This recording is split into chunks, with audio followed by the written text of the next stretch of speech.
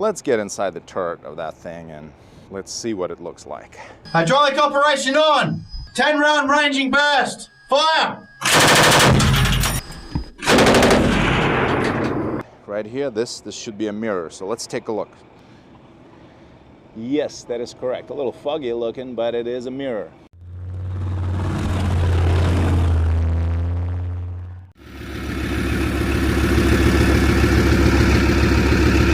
And that's how you test an engine outside of a Leopard.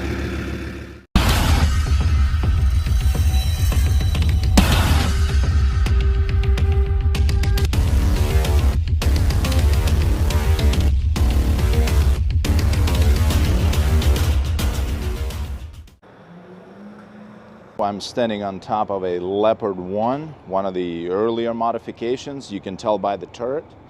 This is an early type turret, and I myself have never seen an engine bay on one of these. It's a pretty well designed. I mean, everything looks compact. Vicious. Look at the thickness of this. Yeah, you got a lot of weight to stop, so you definitely, you need that type of equipment. You got one side and the other. The rotors are incredible. Have you ever seen rotors like this? This is what makes these tanks are so quick to swap an engine. I was told that in a Leopard1, a professional, well-trained crew, they can swap an engine out in somewhere like under an hour.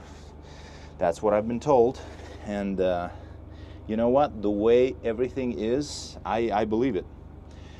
And everything is quick disconnect. Very careful, well planned. Right here. These are your torsion bars. This is probably the most efficient type of suspension for tanks.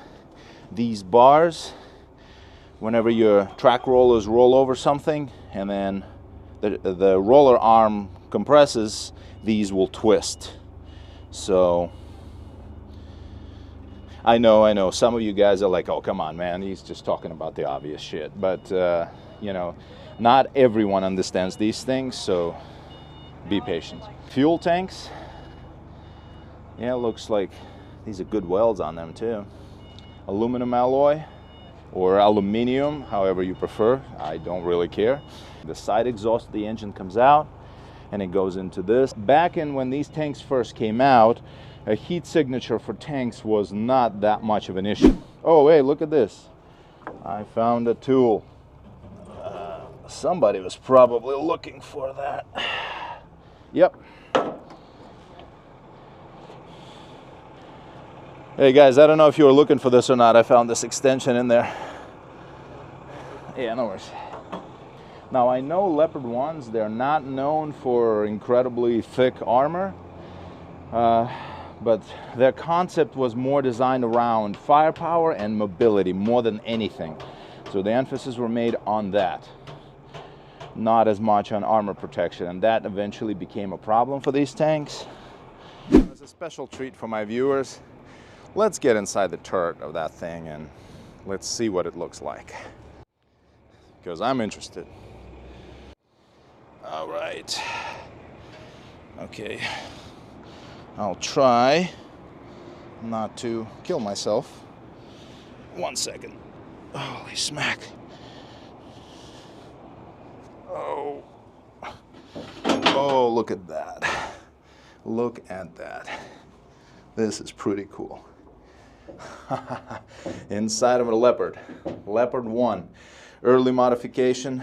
Again, those of you who know these things, please tell me in the comments which one it is. Yeah, the block, that's been demilled. Yep. Rear of the breech has been cut off, so yeah, that we can't fix that. So yep, that whole thing's been sliced off. So yeah, let's take a look. This is the gunner's position right here. Yeah, he's got this cage. I guess that's a protective cage when this thing goes off.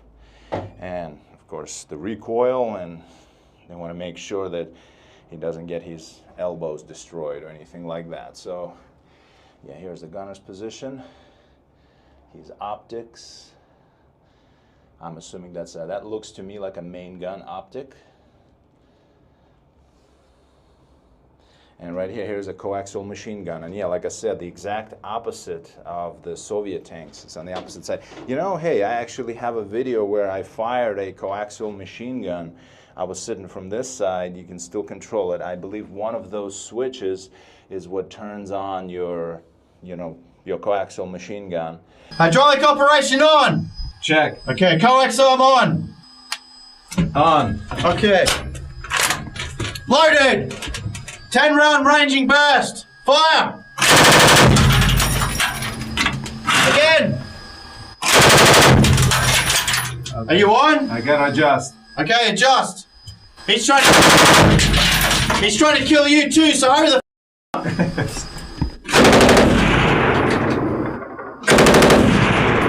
Are you on? Yep. Okay, 20-round killing burst. I think I got it. Keep going.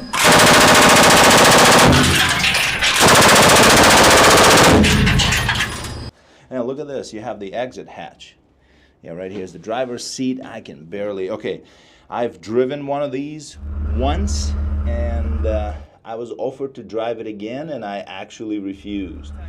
And the reason I refused is, okay, on one hand, this tank drives beautifully. I'm talking, it's possibly the smoothest driving tank we have here at Battlefield. I mean, that engine is Mercedes. This thing feels like a Mercedes-Benz comparing to other tanks, even American tanks. You know, American tanks are a bit smoother to drive than Russian tanks, but still, this is incredible. But there was one problem. You see the way the seat is, and if you're too tall, you simply don't have enough space for that seat to go back. It's like my knees were bent so badly I could barely operate the pedals. Like I was on the edge of my physical ability to do so. So I'll explain to you once I'm outside. I'll show you what the problem is. You can't have a tall driver in this tank. In the turret, you're fine. You know, there's plenty of space. Right here, this, I guess that holds the top. Yeah, there it is, boom. Ammo is stored like this. And then you got the closer one, yep, right there. Oh, look at this, that's pretty cool. That's actually neat. And then if you don't need it, it's out of your way. This is awesome, I like that. Another thing I noticed, on the Western tanks, they usually have that. The M60's got it. Merkava tanks have it. At least the MK2 has it. But this right here, this is an override, a turret control override for a commander. The gunner would be here, and then the commander would be in this seat. So he has the ability to take over control with this handle over the turret of the tank. One of the early forms of hunter-killer systems. When you get a target in your sight, overtake control of the turret, and then the turret will automatically swing over and it will point at the target. So that's pretty cool. We had a video on our channel about how that's done on a T-62. So now we're going to demonstrate how this works. Now pay attention, there's no one in the gunner's seat right now. So what I'm going to do is I'm going to turn on the power traverse function. I'm going to come up here and traverse to the right and hit the override function, and you'll actually see the turret move around to where it needs to be.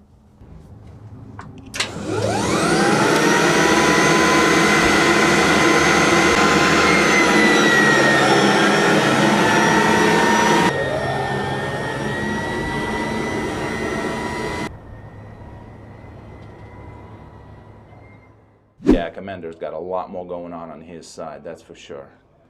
He's got a lot better view, the periscopes, he's got a lot more periscopes. Well, he needs to be aware. One of the major problems that still remain, even for most modern tanks of today, is visibility. That's always been a problem for a tank, actually being aware of what happens around you when your hatches are locked. Engineers solved these issues the best way they could.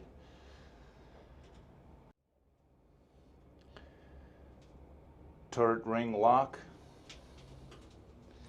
and here's what that tells you, a position of your turret in relation to the hull of the tank. This is very important for communication between the turret crew and the driver of the tank.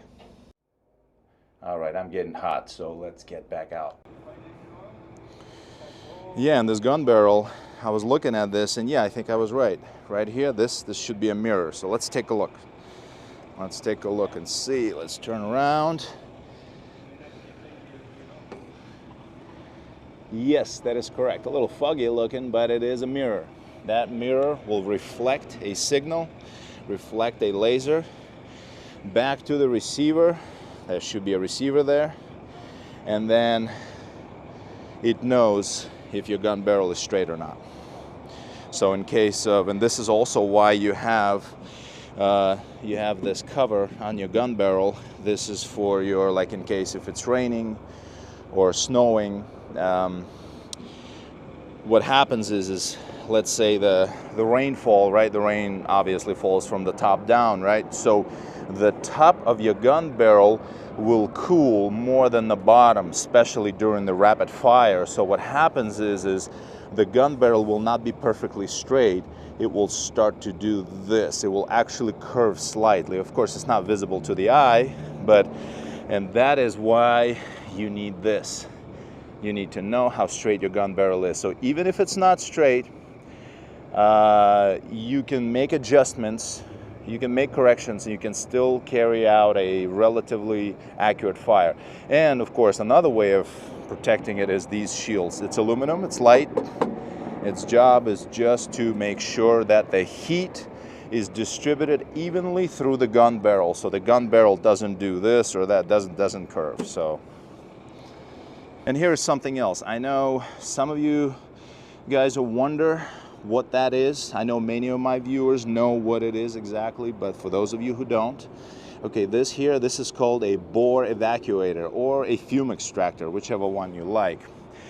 Now we have a great opportunity here because the tank I'm standing on, its gun tube is actually stripped of all of that stuff. So you can see what's under that enlargement section on the barrel. So the gun tube here is L7. This is a British design. Let's take a look and see. You see these little, like a nozzles? Okay, that sleeve that you saw, that enlargement section, that creates a space between an actual gun tube and the sleeve. And the purpose of that is when your ammunition, when you fire a gun and then it travels past that point, some of that pressure that's pushing your ammo out of the gun barrel, it goes backwards into the sleeve, right? So it creates a pressure inside the sleeve, right?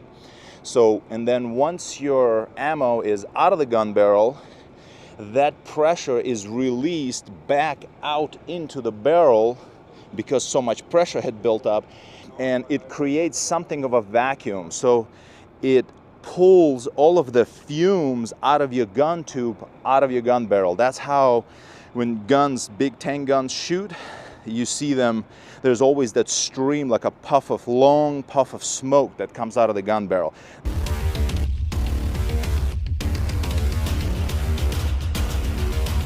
That's done by a design, and that's what does it.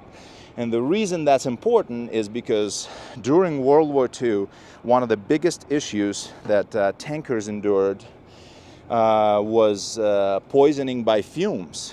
Your gunpowder fumes, they are toxic. So back then the solution was, of course, to install bigger, more powerful fans inside your turret. But anytime you do that, that weakens the structure of your turret. The tank driver on the Leopard 1 sits on the right. Here's the problem that I was talking about, why it is so hard, why it was so hard for me to drive it, for anyone who's tall to drive Leopard 1s, is because, okay, it's hard to see because of the fenders in the way, but if I could remove them, you would be able to see that the actual section of the front nose, you know, the part of the slope, basically that's roughly where the driver's knees are, right? So the nose, the length of the section is actually very short. For anyone who is tall, your feet are like crushed against yourself. Like you can barely, like your legs are bent so much that you can barely like move your foot. So at least that was my problem. Again, this is not a criticism of a tank. I think this is a very cool machine. It's a cool tank, but it has its limitations. Basically, someone like me with my height could never be a tank driver in one of these, not in the real world, because yeah, it's too tight, too compact. The rest of the tank is, well, compared to other tanks, is actually quite comfortable.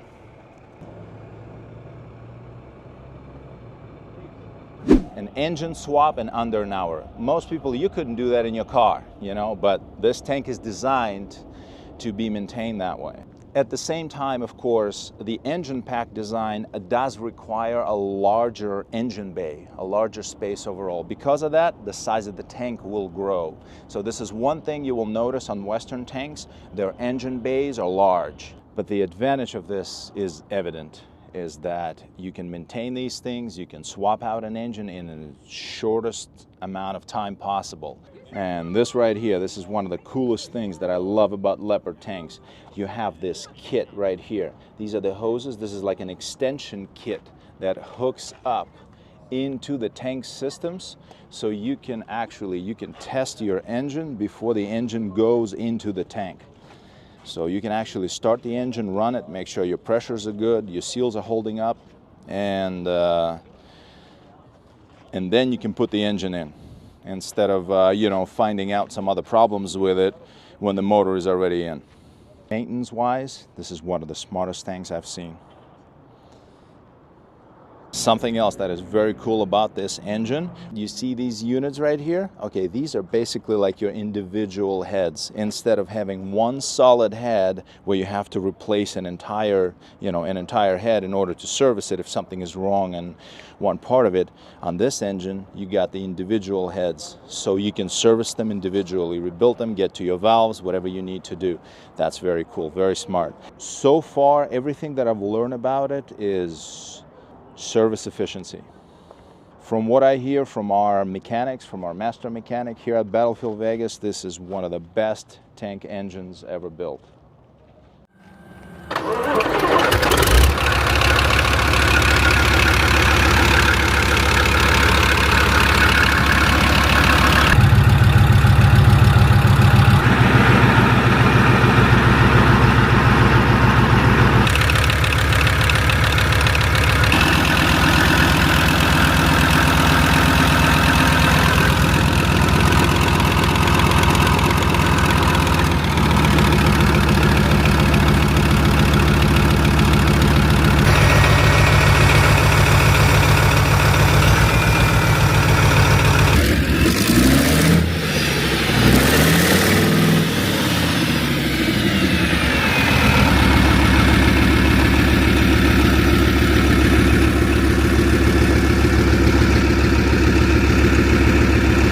That's how you test an engine outside of a Leopard. You can see how big that engine bay is. It's massive.